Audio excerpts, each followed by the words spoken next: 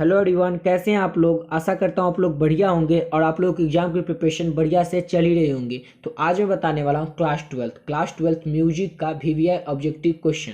अगर आप लोगों को वीडियो अच्छा लगता है तो प्लीज़ चैनल को सब्सक्राइब जरूर कर लीजिएगा ताकि आने वाली वीडियो की नोटिफिकेशन आप लोगों को मिलती रहे। तो चलिए शुरू करते हैं अपना म्यूजिक का ऑब्जेक्टिव क्वेश्चन। तो हमारा पहला क्वेश्चन है कि राग केदार का समवादी स्वर क्या है। क्या क्वेश्चन करा है कि राग केदार का समवादी स्वर क्या है तो सा। राग केदार का समवादी स्वर क्या है तो सा है। ऑप्शन हो जाएगा सी। अगला क्वेश्चन है कि राग अशावारी का समवादी स्वर क्या है। किसका?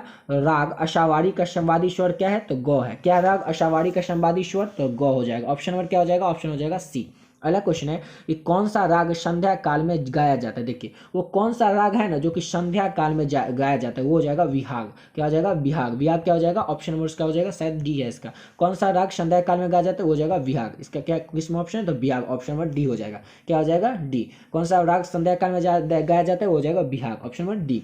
अगला क्वेश्चन है कि राग मड़वा किस ठाट का राग है। राग मड़वा जो है ना ये किस ठाट का राग है ये बताना। तो ये राग मड़वा यानी कि मड़वा का ही नहीं राग होगा, यानी ऑप्शन हो जाएगा डी। राग मड़वा किस ठाट का राग है तो मड़वा का है। ऑप्शन नंबर डी हो जाएगा।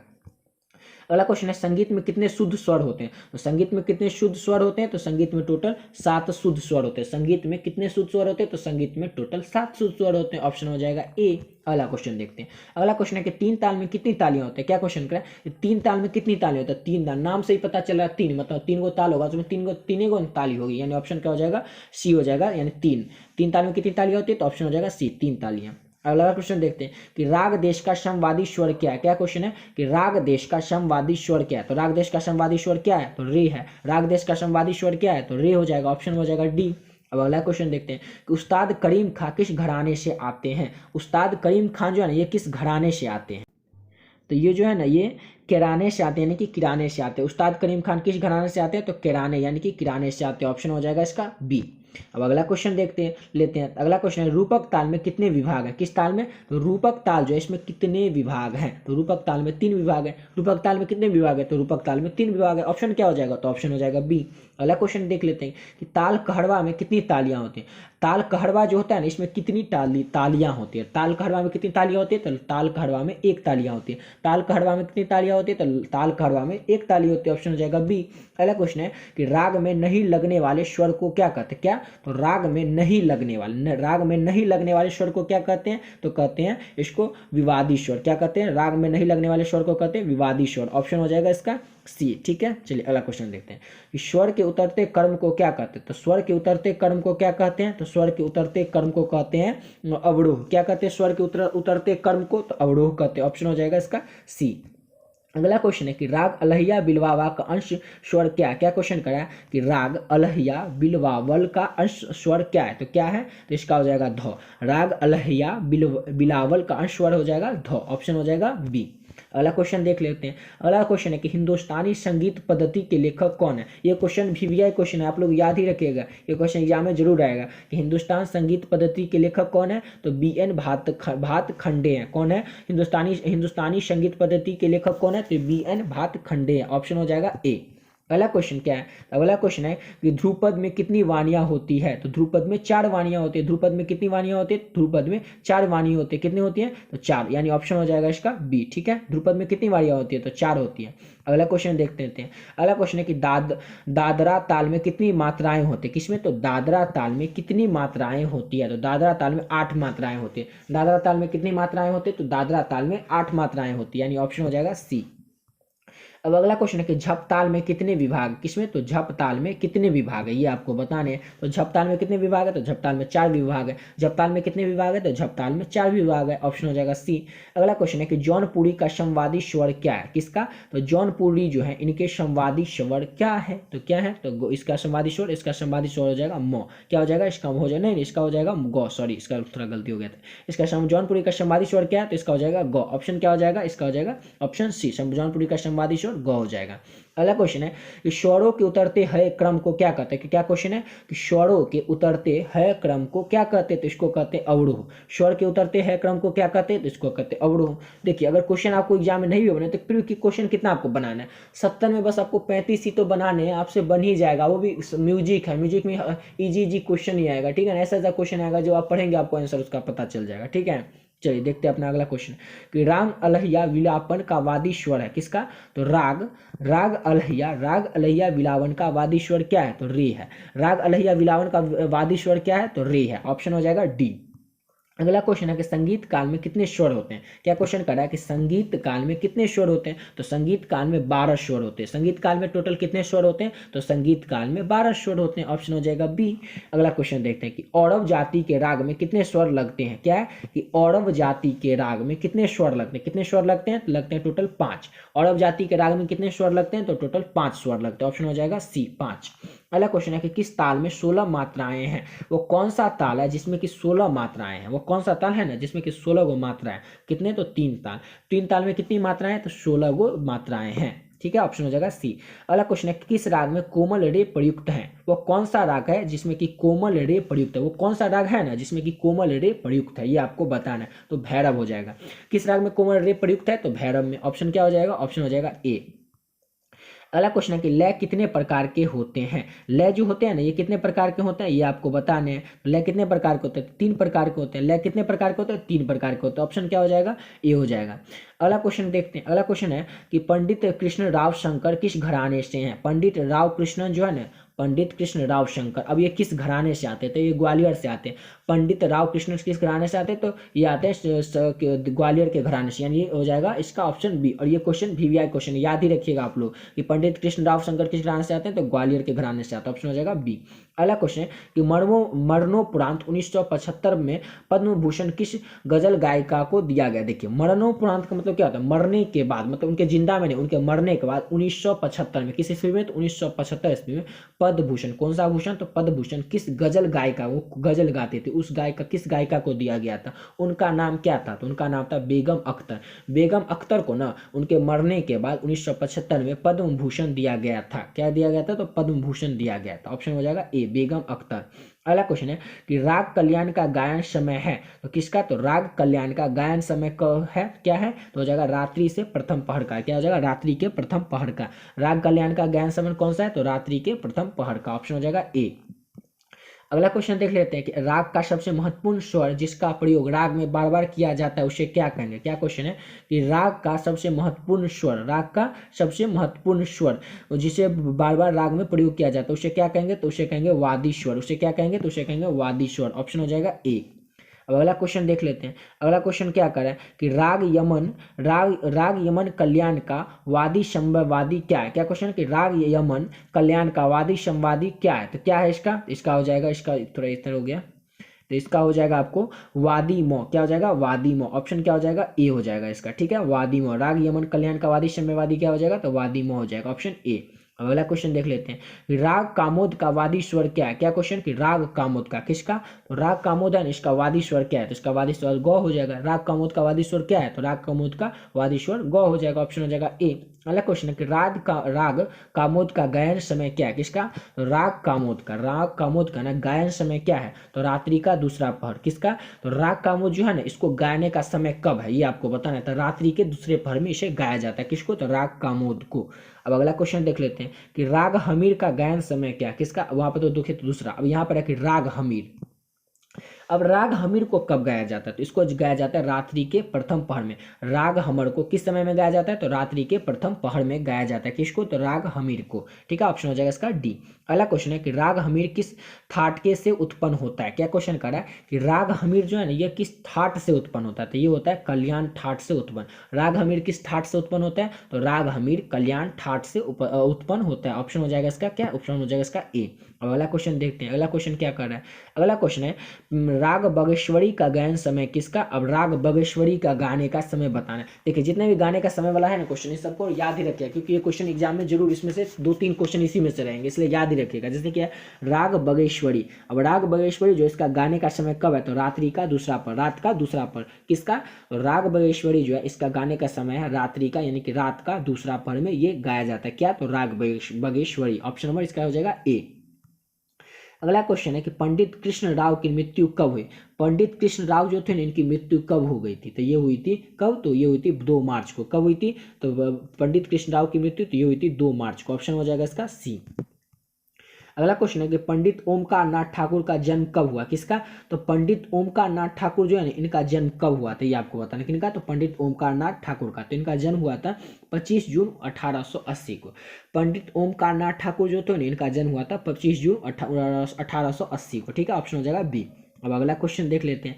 अगला क्वेश्चन है कि स्वामी हरिदास का जन्म स्थान कहाँ है, किनका, तो स्वामी हरिदास जी का, किनका, तो स्वामी हरिदास जी का जन्म स्थान कहाँ पर है, तो ये है मथुरा जिला का राजपुर ग्राम में। देखिए स्वामी हरिदास जो है ना, ठीक है, अब उनका जन्म स्थान कहाँ पर है, तो उनका जन्म स्थान है मथुरा जिला, क्या कौन सा, तो मथुरा जिला का राजपुर ग्राम में। ठीक है, ऑप्शन हो जाएगा ए। अगला क्वेश्चन देखते हैं। अगला क्वेश्चन है कि पंडित विष्णु नारायण भातखंडे की मृत्यु कब हुई, किनकी, तो पंडित विष्णु नारायण भातखंडे की मृत्यु कब हुई थी, तो ये हुई थी 19 सितंबर 1936 को। पंडित विष्णु नारायण भातखंडे की मृत्यु कब हुई थी, तो 19 सितंबर 1936 को पंडित विष्णु नारायण भातखंडे की मृत्यु हुई थी। ठीक है, चलिए अगला क्वेश्चन देखते हैं कि लता मंगेशकर कौन है, तो लता मंगेशकर कौन है, हम सबको पता है, अच्छे से पता है कि लता मंगेशकर जी कौन है, तो ये महान गायिका है। लता मंगेशकर जी कौन है, तो महान गायिका थी। ठीक है, ऑप्शन हो जाएगा ए। अगला क्वेश्चन है कि अलाउद्दीन के पिता का क्या नाम था, किसके पिता का नाम, तो अलाउद्दीन जो है उसके पिता का नाम क्या था, तो साधु खां था। अलाउद्दीन के पिता का नाम क्या था, तो साधु खां था। ऑप्शन हो जाएगा ए, साधु खां। अगला क्वेश्चन है कि बड़े गुलाम अली खां का निधन कब हुआ, किसका, तो बड़े गुलाम अली खां जो था ना उसका निधन यानी उसकी मृत्यु कब हुई थी, उसकी मृत्यु हुई थी यानी कि निधन 23 अप्रैल 1968 को। बड़े गुलाम खां जो था उसकी मृत्यु कब हुई थी, तो 23 अप्रैल 1968 को हुई थी। ठीक है, ऑप्शन हो जाएगा सी। अगला क्वेश्चन है कि पंडित रविशंकर का जन्म कब और कहाँ पर हुआ था। क्या क्वेश्चन है कि पंडित रविशंकर जो है इसका जन्म कहाँ पर हुआ था, कब हुआ था और कहाँ पर हुआ था, किसका, तो पंडित रविशंकर का जन्म कब हुआ और कहाँ पर हुआ ये बताना है आपको। तो इसका जन्म हुआ था 7 अप्रैल 1920 को और हुआ था वाराणसी में। देखिए पंडित रविशंकर का जन्म कब हुआ, तो ये हुआ था 7 अप्रैल 1920 को। अब कहाँ हुआ, तो वाराणसी में हुआ। तो ऑप्शन हो जाएगा इसका ए। अगला क्वेश्चन देखते हैं। अगला क्वेश्चन है कि पंडित रविशंकर के पिता का नाम क्या था, किसका, तो पंडित रविशंकर जो है इनके पिता का नाम क्या था, तो पंडित रविशंकर के पिता का नाम था डॉक्टर श्याम शंकर। पंडित रविशंकर के पिता का नाम क्या था, तो पंडित रविशंकर के पिता का नाम था डॉक्टर श्याम शंकर। ऑप्शन हो जाएगा ए। ठीक है, चलिए अगला क्वेश्चन देखते हैं। अगला क्वेश्चन है कि बेगम परवीन सुल्ताना किस गायन के लिए प्रसिद्ध थी, कौन, तो बेगम परवीन सुल्ताना किस गायन के लिए प्रसिद्ध थी, तो ये शास्त्रीय गायन के लिए प्रसिद्ध थी। बेगम परवीन सुल्ताना जो थी ना ये किस गायन के लिए प्रसिद्ध थी, तो ये शास्त्रीय गायन के लिए प्रसिद्ध थी। ऑप्शन हो जाएगा बी। ठीक है, अगला क्वेश्चन देखते हैं कि मियां तानसेन किस राग की रचना है, क्या, तो अब मियां तानसेन जो है ना ये मियां तानसेन अब ये किस राग की रचना है, तो ये देखिए ये मियां मल्हार की भी रचना है और ढरवारी कांद्रा की भी रचना है, यानी हो जाएगा ऑप्शन नंबर ए और बी दोनों। क्या क्वेश्चन है कि मियां तानसेन जो है ना ये किस राग की रचना है, तो मियां मल्हार की भी रचना है और ढरवारी कांद्रा की भी रचना है, यानी हो जाएगा ऑप्शन ए और बी दोनों। क्यों हो जाएगा, क्योंकि ए और बी दोनों ऑप्शन था इसलिए हो जाएगा ऑप्शन नंबर सी। अब अगला क्वेश्चन है कि राग अशावरी की जाति क्या है, किसकी, तो राग अशावरी किसकी, तो राग अशावरी की जाति क्या है, तो राग अशावरी की जाति है औरव संपूर्ण। क्या है, राग अशावरी की जाति क्या है, तो औरव संपूर्ण राग अशावरी की जाति। ऑप्शन हो जाएगा ए। अब अगला क्वेश्चन देखते हैं कि राग तिलक कामोद का वादी क्षमावादी क्या है, क्या, तो राग तिलक का कामोदवादी क्षम्यवादी क्या है, तो क्या है, तो ये हो जाएगा, सॉरी इसका थोड़ा इधर हो गया, तो इसका हो जाएगा वादी रे। क्या हो जाएगा, राग तिलक कामोद का वादी क्षम्यवादी क्या है, तो इसका हो जाएगा ऑप्शन नंबर, इसका हो जाएगा ए वादी रे। ठीक है, चलिए अगला क्वेश्चन देखते हैं। अगला क्वेश्चन क्या है कि राग पूर्वी वादी का क्षम्यवादी क्या है, तो राग पूर्वी वादी का क्षम्यवादी क्या है, तो इसका हो जाएगा वादी मो क्षम्यवादी पो। क्या हो जाएगा, वादी मो क्षम्यवादी पो। Option B. अगला क्वेश्चन क्या है, अगला क्वेश्चन बेगम अख्तर की मृत्यु कब हुई, किनकी, तो बेगम अख्तर जो थी ना इनकी मृत्यु इनकी निधन कब हुई थी, निधन कब हुई थी बेगम अख्तर मृत्यु की, यानी बेगम अख्तर की मृत्यु कब हुई थी, तो ये हुई थी 30 अक्टूबर 1974 को। अब 30 अक्टूबर 1974 को किसकी मृत्यु हुई थी बताइए, तो किसकी मृत्यु हुई थी, तो ये हुई थी बेगम अख्तर की मृत्यु। ठीक है, याद रखिएगा आप लोग। अब अगला क्वेश्चन देख लेते हैं। अगला क्वेश्चन क्या है, किस राग में रे रे प स्वर समूह का प्रयोग होता है, क्या, कि वह कौन सा राग है, मतलब वह कौन सा राग है जिसमें रे रे प स्वर समूह का प्रयोग होता है, तो ये होता है कामोद में। किसमें प्रयोग होता है, तो कामोद में प्रयोग होता है। क्या प्रयोग होता है, तो रे रे प स्वर का समूह का प्रयोग होता है। ऑप्शन हो जाए इसका सी कामोद का। अगला क्वेश्चन है कि राग उत्पन्न करने में सक्षम स्वर समूह को कहते हैं। क्या क्वेश्चन करा कि राग उत्पन्न करने में सक्षम स्वर समूह को क्या कहते हैं, तो इसको कहते हैं थाट। राग उत्पन्न करने में सक्षम समूह स्वर को क्या कहते हैं, तो थाट कहते हैं। ऑप्शन हो जाएगा इसका सी। अब अगला क्वेश्चन देख लेते हैं। अगला क्वेश्चन है कि राग विहाग गायन का उचित समय क्या है। क्या है क्वेश्चन कि राग विहाग क्या, तो राग विहाग गायन का उचित समय क्या है, तो इसको रात्रि के प्रथम पहर में गाया जाता है। ठीक, क्या हो जाएगा ऑप्शन इसका हो जाएगा, इसका नहीं, इसका राग विहाग ना, इसका हो जाएगा शायद डी हो जाएगा, शाम में। क्या हो जाएगा, राग विहाग गायन का उचित समय क्या है, इसका सी नहीं होगा, इसका हो जाएगा डी। ठीक है, इसका राग विहाग गायन का उचित समय क्या है, तो शाम में, ऑप्शन हो जाएगा डी। अगला क्वेश्चन है कि राग काफी का ठाट क्या है। क्या क्वेश्चन कि राग काफी का ठाट क्या है, राग काफी का ठाट क्या है, तो हो जाएगा काफी ठाट। क्या हो जाएगा, राग काफी का ठाट क्या है, तो काफी ठाट हो जाएगा, ऑप्शन ए हो जाएगा। अगला क्वेश्चन है कि हमीर को किस जाति का राग माना जाता है। हमीर जो है इसको किस जाति का राग माना जाता है, ये बताया, तो संपूर्ण का। किसका, तो हमीर को किस जाति का राग माना जाता है, तो संपूर्ण का, ऑप्शन बी हो जाएगा। अगला क्वेश्चन है कि निम्न में से कौन राग यमन में प्रयुक्त नहीं होता है। क्या क्वेश्चन करेगा कि कौन सा राग है ना जो कि यमन में, कहा तो यमन में, यमन में प्रयुक्त नहीं होता है, तो ये मो। क्या हो जाएगा, मो, ऑप्शन नंबर डी हो जाएगा इसका। अब अगला क्वेश्चन देखते हैं कि राग की सुंदरता बढ़ाने वाली क्रमबद्ध स्वर श्रृंखला को कहते हैं। क्या क्वेश्चन है कि राग की सुंदरता बढ़ाने वाली क्रमबद्ध स्वर श्रृंखला को क्या कहते हैं, तो इसको कहते हैं अलंकार। राग की सुंदरता बढ़ाने वाली क्रमबद्ध स्वर श्रृंखला को क्या कहते हैं, तो अलंकार कहते हैं, ऑप्शन हो जाएगा सी। अगला क्वेश्चन देखते हैं कि किसी राग में किस वाले स्वर विस्तार होता है। क्या क्वेश्चन है, किसी राग में किस वाले स्वर का विस्तार है, तो किसका, तो अलाप का, ऑप्शन क्या हो जाएगा, ऑप्शन हो जाएगा सी। अगला क्वेश्चन देख लेते हैं। अगला क्वेश्चन है कि राग विहाग का वादी स्वर है, तो राग विहाग का वादी स्वर क्या हो जाएगा, राग विहाग का वादी स्वर हो जाएगा नी। राग विहाग का वादी स्वर क्या हो जाएगा, तो नी हो जाएगा, ऑप्शन सी हो जाएगा। अगला क्वेश्चन है कि राग कल्याण का वादी स्वर है, तो राग कल्याण का वादी स्वर क्या हो जाएगा, नी हो जाएगा, ऑप्शन नंबर सी हो जाएगा। अगला क्वेश्चन है राग देश का वादी स्वर क्या हो जाएगा, तो राग देश का वादी स्वर हो जाएगा रे। राग देश का वादी स्वर क्या हो जाएगा, रे हो जाएगा, ऑप्शन हो जाएगा बी। अगला क्वेश्चन है कि अजराडे घराने की वादन शैली की दिल्ली को क्या कहते हैं। क्या क्वेश्चन है कि अजराडे घराने की वादन शैली की दिल्ली को क्या कहते हैं, इसको कहते हैं आत्मा। क्या कहते हैं, अजराडे घराने की वादन शैली को दिल्ली को क्या कहते हैं, तो आत्मा कहते हैं, ऑप्शन हो जाएगा ए। अगला क्वेश्चन है कि पंडित हरिप्रसाद चौरसिया निम्न में से क्या बजाते थे, कौन, ये भी क्वेश्चन वीवीआई क्वेश्चन है, ये याद ही रखिएगा कि पंडित हरिप्रसाद चौरसिया जो थे, ये चार ऑप्शन दिया, इसमें से क्या बजाते थे। पंडित हरिप्रसाद चौरसिया जो थे, ये चार ऑप्शन में से क्या बजाते थे, तो ये बांसुरी बजाते थे। पंडित हरिप्रसाद चौरसिया बांसुरी बजाते थे, ऑप्शन हो जाएगा ए। अगला क्वेश्चन है कि सितार वादन की दुनिया में बिहार को की शोहरत निम्न में से किसने दिलाई। देखिए सितार वादन की दुनिया में, किस दुनिया में, तो सितार वादन की दुनिया में बिहार को, किस राज्य को, तो बिहार को शोहरत इन चारों ऑप्शन में से किसने दिलाई थी, तो पंडित रामेश्वर पाठक ने। देखिए रामेश्वर पाठक जो थे इन्होंने बिहार को शोहरत दिलाई थी, किस में क्षेत्र में शोहरत दिलाई थी, तो सितार वादन में दिलाई थी, ऑप्शन हो जाएगा इसका ए। अब अगला क्वेश्चन देखते हैं कि फयाज खां किस शैली के गायक थे, कौन, तो फयाज खान जो थे ना, ये किस शैली के गायक थे, तो ये ध्रुपद शैली के गायक थे। फयाज खां किस शैली के गायक थे, तो फयाज खां ध्रुपद शैली के गायक थे, ऑप्शन हो जाएगा ए। अगला क्वेश्चन देखते हैं कि भातखंडे का जन्म हुआ था। भातखंडे का जन्म कब हुआ था, ये आपको बताना है। तो भातखंडे का जन्म हुआ था 10 अगस्त 1860 को। भातखंडे का जन्म कब हुआ था, तो 10 अगस्त 1860 को भातखंडे का जन्म हुआ था। अब अगला क्वेश्चन है कि मुश्ताक अली खां मुश्ताक अली खां क्या बजाते थे, कौन, तो ये मुश्ताक अली खान जो थे ना, ये क्या बजाते थे, तो ये बजाते थे शहनाई। मुश्ताक अली खां क्या बजाते थे, तो मुश्ताक अली खां शहनाई बजाते, ऑप्शन हो जाएगा बी। अगला क्वेश्चन है कि शिव कुमार शर्मा क्या बजाते थे, कौन, तो शिव कुमार शर्मा जो थे ना, ये क्या बजाते थे, तो ये सितार बजाते थे। शिव कुमार शर्मा क्या बजाते थे, तो शिव कुमार शर्मा सितार बजाते थे, ऑप्शन हो जाएगा सी।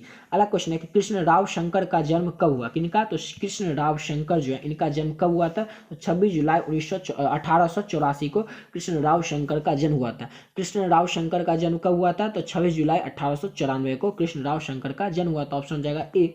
अगला क्वेश्चन है कि ताल कहड़वा में कितनी मात्राएं होती है, किसमें, तो ताल कहड़वा जो होती है ना, इसमें कितनी मात्राएं होती है, तो इसमें होती है टोटल 3 मात्राएं। ताल कहड़वा में कितनी मात्राएं होती है, तो टोटल 3 मात्राएं होती है, ऑप्शन हो जाए इसका डी। इसी के साथ ये वीडियो यहीं पे कंप्लीट करते हैं। अगर आप लोगों को वीडियो अच्छा लगा तो प्लीज़ चैनल को सब्सक्राइब जरूर कर लीजिएगा, ताकि आने वाली वीडियो की आप लोगों को नोटिफिकेशन मिलती रहे। नेक्स्ट वीडियो में क्या करेंगे, नेक्स्ट वीडियो में इसका और वीवीआई ऑब्जेक्टिव क्वेश्चन देखेंगे जो आपके एग्जाम में आ सकते हैं। ठीक है, तो चलिए मिलते हैं नेक्स्ट वीडियो में।